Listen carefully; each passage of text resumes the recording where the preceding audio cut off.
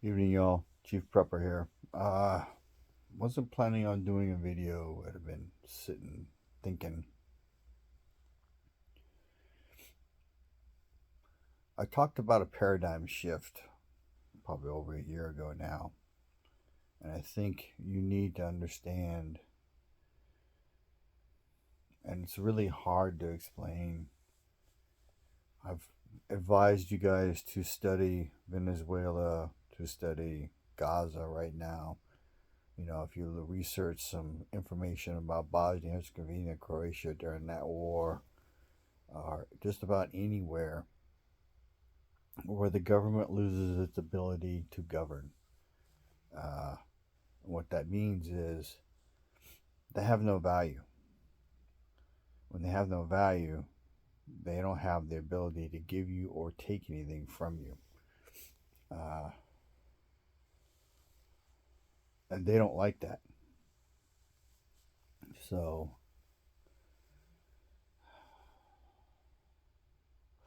if there's any truth to what a guy that was a CIA operative, or so he says, who was on Canadian Prepper's channel, is true, then we have probably until the fall of 2026 to get completely ready. Uh, you know, and what I would tell you is the supply chain system is getting ready to take a shit. So look around your house at the things that you need, not want. Need first, then some wants. You know, you need food. You need water filtration. You need security. You need backup power. All right. That's to survive, not thrive. All right. And realize if you have all of that, anybody who doesn't have it and finds out you do have it will come to take it. All right. So, I just thought of something and now I can't remember it, but oh, the US is too big for a country or multiple countries to conquer. There's too many of us that would fight like the devil. There's many who would not. But the fighters are basically between the two mountain ranges. The east and west coast are a bunch of fucking liberal fucks that, well, the government is importing the enemy into our countries. They're bringing people in. They're going to bring the country down from within. And this has been foretold. Osama bin Laden talked about doing it, talked about making a caliphate here in the U.S. I don't know if it's going to happen. But if you think about it, the two things that have kept the U.S. safe has been the Atlantic and the Pacific Ocean. Now we live in a world where they don't have to be here to bring us down. I think that Prepper Nurse 1 has been hitting the nail on the head with regard to the most dangerous thing here in America is a power grid collapse. Think about it. What do you do right now in your life that doesn't require electricity? Lights, TV, radio, car, washing machine, maybe your cooktop, microwave, coffee pot, phone, internet, computer, banking. So the enemy knows they can't take the country in its current state. So what do they have to do? They have to make less of us. And the numbers are out there and the information is out there. Within a year, 90% will be dead. You need to think about that. Right? Do you want to be the 10% that's still here? And realize everything is so much harder. So Nate from Canadian Prepping is hitting the nail on the head with the buy extra now. It's easier, right? Buying power of the dollar is getting less all the time. We're facing economic collapse. We're facing wars on multiple fronts. We're facing conflict. We're facing hatred within our own country. We're facing an immigration crisis, illegal immigration. All right. We're facing shortages that are inbound that are going to be chronic. And if you don't have it, you won't be able to get it. All right. So here in the next 2 weeks, I plan to take care of some of the stuff that I talked about on my 2024 plan. Another pair of tennis shoes, 2 more pairs of boots, because I'm getting ready to rotate the 2 I've been wearing for almost 2 years out. I've gotten clothes, and I've gotten outerwear as gifts from Christmas. Imagine a world where the only heat you have is a wood-burning stove, if you have one. And that's the only way you can cook or heat things. Right? Water is going to be a problem. You're going to need at least 5 gallons a day per person, because you're going to need to wash not just your body, but clothes. So it might not be 5 gallons a day. It might be 20 gallons a week. All right. For drinking, for washing, for doing clothes. And by the way, if you don't know, back in the day, the reason rich people outlived poor people was because their standard of living was higher. They could stay cleaner. They had access to medical care, medical specialists. That will go away. All right. Antibiotics has extended the life. Dentistry has extended our lives. All right. What happens if you lose access to dentists and you get an abscess, you get an infection? Right now you go to the dentist, they give you medicine. Within a day, the swelling goes down. They pull the tooth or whatever they do, and you move on. That won't happen.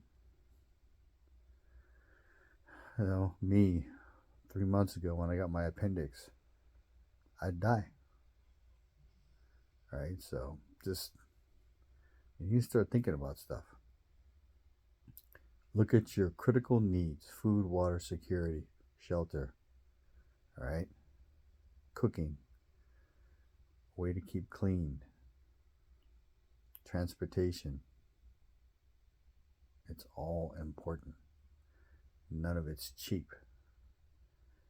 So do a deep dive on your self-evaluation. All right. Think about stuff. Research information. It's out there. It may save your life.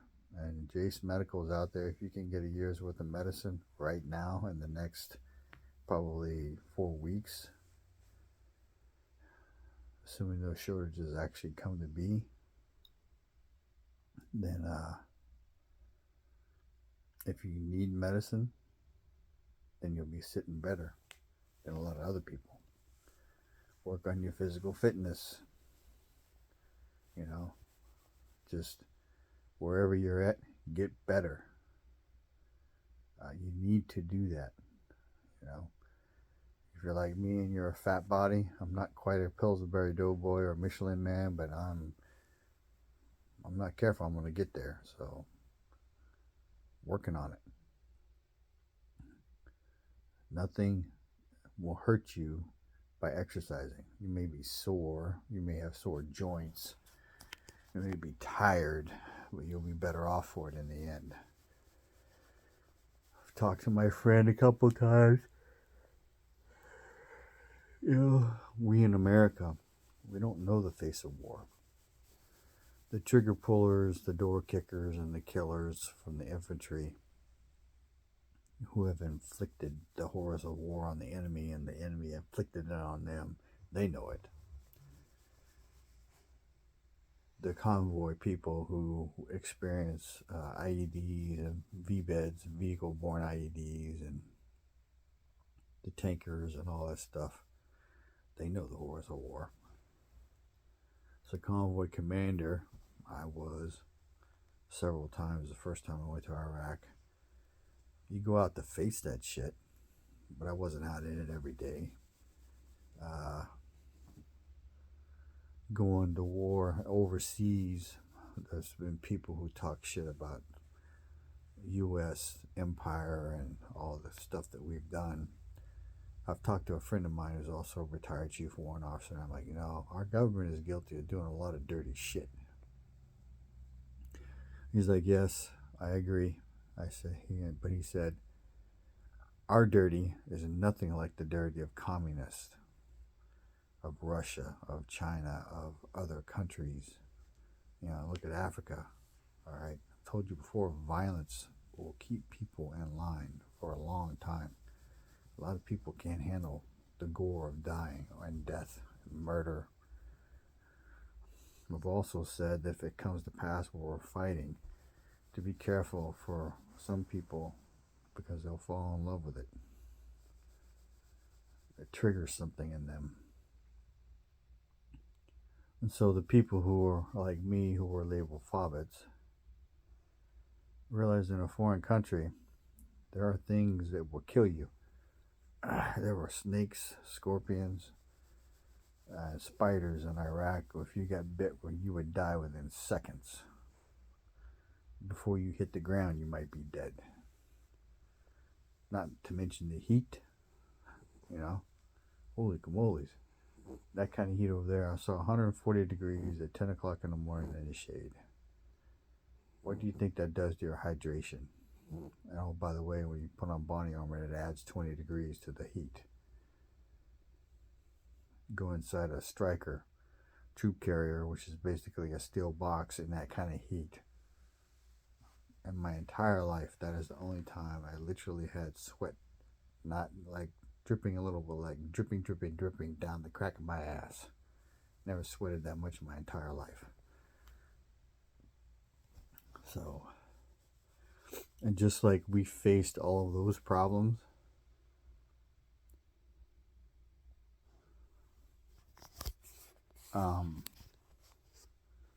if they come here, we have bears, we have mountain lions, we have wolves, we have snakes, scorpions, spiders, all right, things that they don't know about.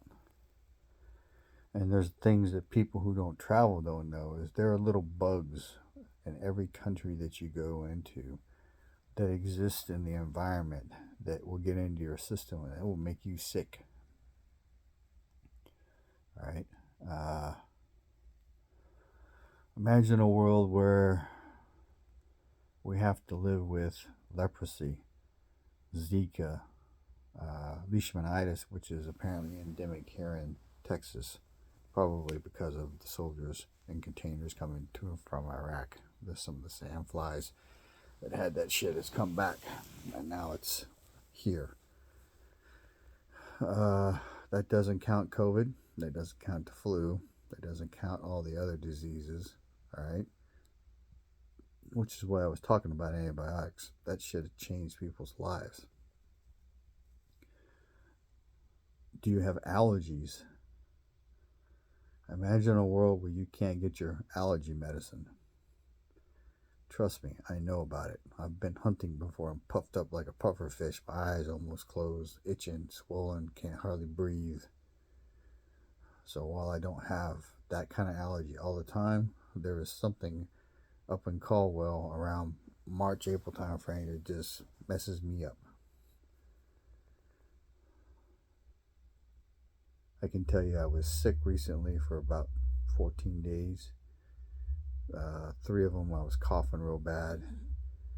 I went through 5 bottles of cough syrup between me and my dad in the 10-day period.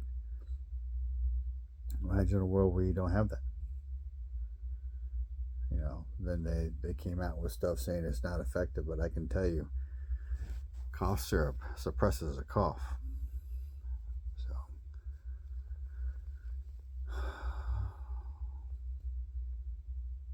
do a deep dive on what's important, what you need, assess it, think about the ability of not being able to get it, or it runs out and then you can't get it. And then look at what you want to spend your money on. Information is knowledge and power. Live a little, prep a lot, share the love. Chief Prepper.